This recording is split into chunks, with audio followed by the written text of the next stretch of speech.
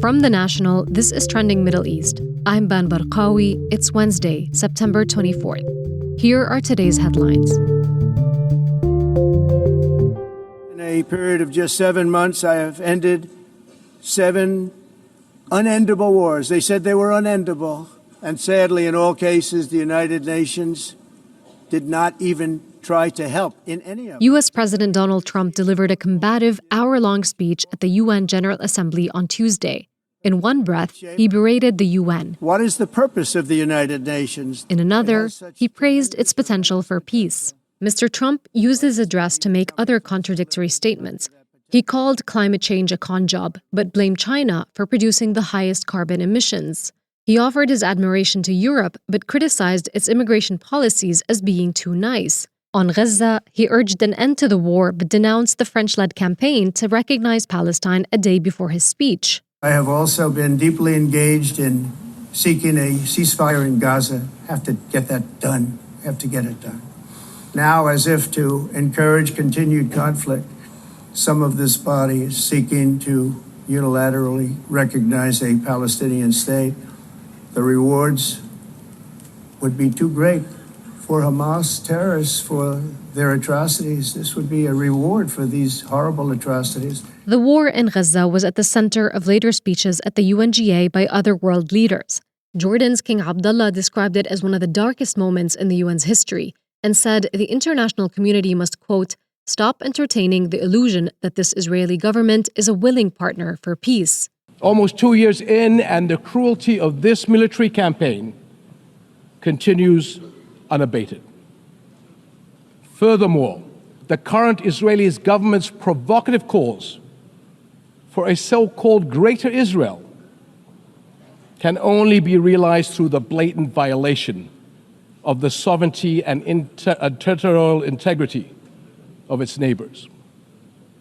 And there is nothing great about that. Meanwhile, Qatari Emir Sheikh Tamim said his country will continue to mediate efforts to end the war in Gaza, despite what he called a, quote, treacherous Israeli attack on Doha.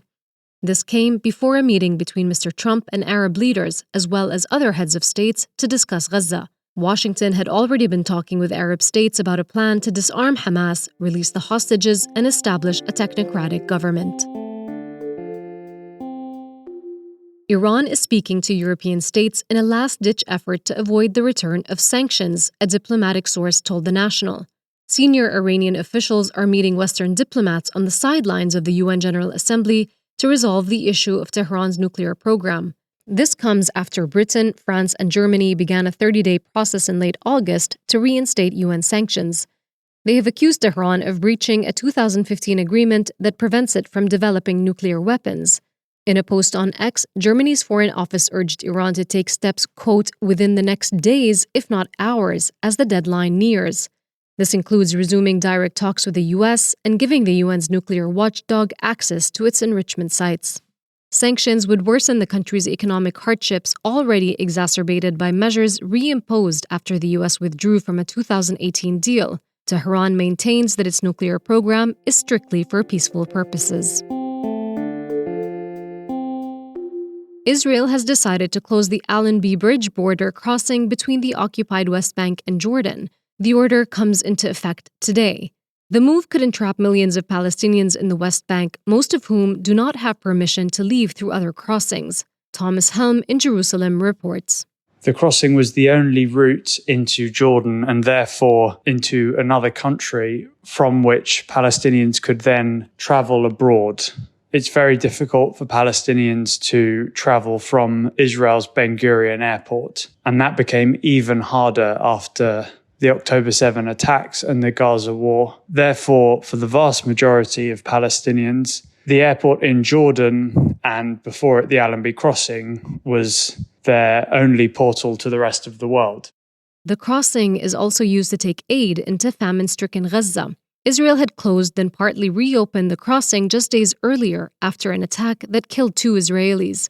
The new closure came after several countries at the UNGA, including France and Belgium, announced they would recognize Palestine, which they did on Sunday and Monday. There hasn't yet been a statement linking Israel's decision to these recognitions, but Israel's most senior leadership did threaten to meet any recognition with harsh responses, which could include annexation, and it's quite clear that closing the Allenby crossing is such a major step. That's all for this morning's headlines. You can get these stories and follow live updates at our site. Ban Barqawi, The National.